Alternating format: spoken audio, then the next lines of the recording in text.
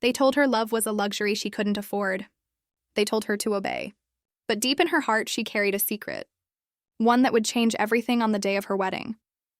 She was born into a world where choices were never hers to make, where her family's name, traditions, and honor weighed heavier than her own dreams. And from the very beginning, Eliza understood that her life was not entirely her own. But even with all the restrictions placed upon her, she carried a heart that longed for freedom, for love, and for something real. Something that went beyond the carefully planned dinners, the formal gatherings, and the polished smiles she was trained to give. In the quiet corners of her world, she had once found that freedom in Daniel, a boy who grew up not far from her home, a boy with gentle eyes and calloused hands, whose laughter was unrefined yet genuine, whose presence made the air around her feel lighter.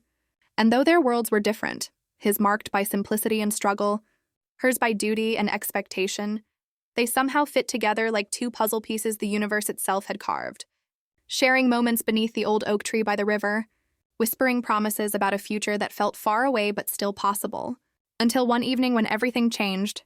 When Eliza overheard her parents speaking with another wealthy family, voices low yet urgent, sealing her fate with a marriage proposal to a man she barely knew, a businessman twice her age named Victor, whose fortune and influence promised security and status. And though her heart screamed in protest, her mouth remained silent because in her family's world, disobedience was not an option. And so she watched as her life began to spiral into a story she never chose. Daniel, however, was not blind to the changes. He noticed her absence under the oak tree, the heaviness in her eyes, the way her smile faltered when she spoke of her future. And when she finally confessed the truth through trembling lips, that she was to marry Victor to secure her family's position, his world cracked. His hands clenched, yet instead of anger, he pulled her into a promise that he would not let her go without a fight, that their love was not something that could be bought or silenced. And though she begged him not to risk everything, deep down she prayed that he would, because he was the only one who had ever truly seen her. As the days drew closer to the wedding, preparations consumed her home, silk dresses, glittering jewels, guests with curious eyes, and Eliza felt like a beautiful bird being placed into a golden cage, admired yet trapped, her nights sleepless as she dreamed of Daniel, of the life they had imagined, of freedom she feared she might never touch again. And on one of those nights, Daniel slipped a letter beneath her window, words written in urgency and love, begging her to meet him one last time before the wedding. And when she did, under the moonlit sky, he held her trembling hands and whispered that she still had a choice. That fate could be rewritten if she was brave enough to take it, that he was ready to leave everything behind if she dared to come with him. But fear strangled her, and though her heart ached to say yes, the weight of her family's expectations pinned her to silence, leaving Daniel to walk away with eyes full of heartbreak but a spirit unbroken. The wedding day arrived with grandeur. Golden decorations, music echoing through the hall, Victor waiting at the altar with a satisfied smile, and Eliza, draped in white silk, walked slowly toward a life she did not want, each step heavier than the last, her chest tightening as if the air itself resisted her choice. Yet just as the vows began, just as the priest's voice asked her to bind her life to Victor's, she heard a commotion outside, voices rising. And then the heavy wooden doors of the church burst open, revealing Daniel, breathless, eyes blazing not with recklessness but with love.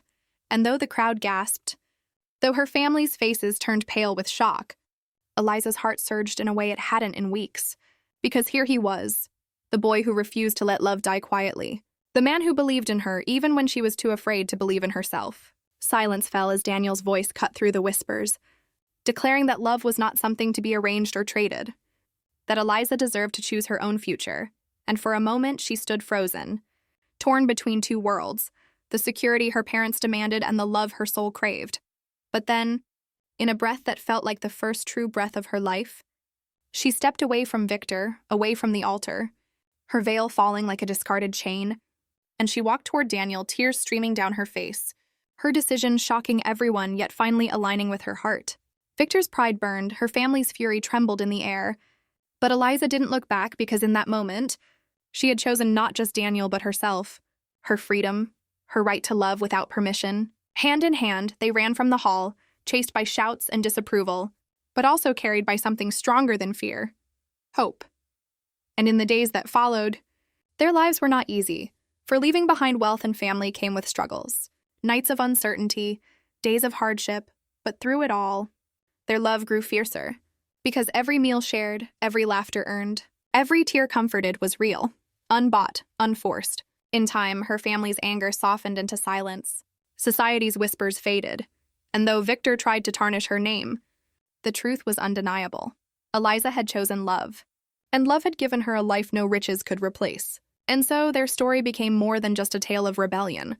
It became a testament to the power of choice, to the courage it takes to listen to the heart even when the world tells you not to. And though many doubted them, Eliza and Daniel proved that fate does not belong to tradition or wealth, but to those brave enough to claim it. And as the years passed, whenever they returned to the old oak tree by the river, hand in hand they would smile at how far they had come, knowing that their love, tested by fire and forged in sacrifice, was the kind of story that could never be arranged, only chosen.